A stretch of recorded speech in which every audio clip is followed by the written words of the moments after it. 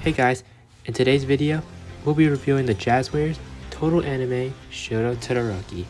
This guy's my favorite character, so I'm excited to get into this review. So let's get started. Okay, so his arm can go up this high, which is actually a pretty good arm range. He has a bicep swivel, and double jointed elbows that bend past 90 degrees. That's actually an impressive range for a $20 figure. Also, he has somewhat of a butterfly joint, not really. It gives him a little bit of extra range, but doesn't function the same. His arms can bend this far forward, and this far backwards. It's decent range, not the best, not the worst. That's what you would expect. He can bend this far forward, and this far backwards. That's a pretty good range. His ab crunch is surprisingly better than I expected. For his leg range, his legs can bend a full 180 degrees. That's a perfect side split. Honestly, I'm really impressed with the range. And as for his front split, he can hit a full front split with minor rotation. Still really impressive. His legs also have a drop down mechanism that can give them a little bit of extra range if needed, but it's not that big of a difference. His legs are connected by a ball joint that allows it to rotate fully 360 degrees and move around freely, which gives it a really good range of motion. Also, on a side note, the support items on his belt are actually pretty flexible, not made out of stiff plastic, so then they don't get in the way in posing and the legs can move freely. I can't believe it, guys.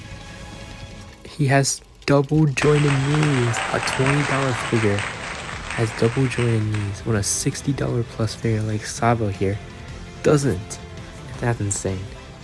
Anyways, his shoe can bend this far upwards and this far downwards, which is actually a pretty good amount of range, and also really great because most budget figures don't even have articulation in their shoes. For his head range, he can look this far downwards and this far upwards. Overall, it's not the best range. He's definitely limited by his color, but at least he can rotate a full 360 degrees around. For his accessories, I'm glad that he gave him a pretty good amount, especially those effect pieces to show off his half cold, half hot quirk. In order to change his face, all you have to do is take off his bangs piece and take off the face he's currently using and swap it in for the new one, and then put the bangs piece back on. For this face, he's giving off more of a stern look. Kind of reminds me of after season 2, when Endeavor would be too much of a pushy dad and Shoto just looks so annoyed.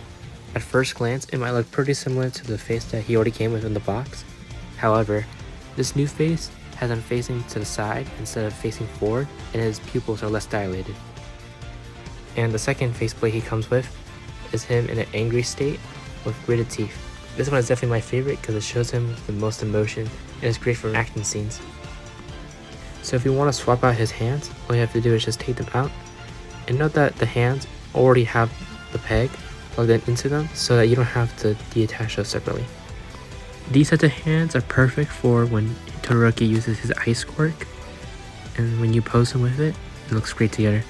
Speaking of his ice quirk, the first accessory we're going to go over is this ice shard, which you can attach to on his shoulder. It might be a little loose, but it's great when you pose it with his other ice accessory, which we'll go over right now. This is Todoroki's second ice accessory. It's actually made out of bendy plastic instead of stiff plastic, probably the cut cost, but it still looks great. In order to attach it, all you have to do is slide Todoroki's shoe into the hole where the ice shard is, and there you go. It's a really good accessory, and it fits his ice quirk perfectly. The last accessory he comes with is a fire fist.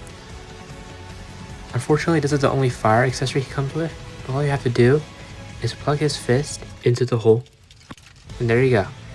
Make sure that his fist is plugged in all the way so that when you pose it, it's not loose and it stays in place.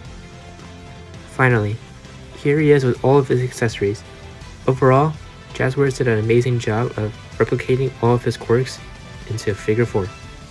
A bonus feature I found is that if you have any other figure, like for example, I have the SH Figure Arts Sabo here, then, in some cases, you can actually plug the fire effect into his fist.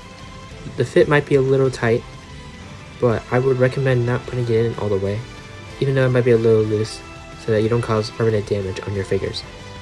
This is a cheaper alternative instead of having to pay like anywhere from $50 to $70 for the Tamashii Nation's fire effects. Lastly, he has an additional feature on his back where if you take off the cover, it reveals a hole, and if you have any Tamashii Nation's branded stand or any other stand that has a similar peg, all you have to do is just plug it into his back, and there you go. Now Shoto can hit a lot more dynamic poses. I wish other figures had this option, because normally with the Tamashii Nation stands, using the clamps aren't the most effective and sometimes they might fall over easily. Overall, this Shoto Todoroki figure exceeded my expectations. I only paid like $16 for this figure on Walmart, and this figure does everything that a Shoto figure should do. It's a great alternative instead of having to pay like $80 for that new Tamashii Nation's SH Figures Todoroki instead. Sure, that one might come with a lot more accessories, but the total anime version is definitely more bang for your buck. Thank you for watching this video, and be sure to check out my other stop motions.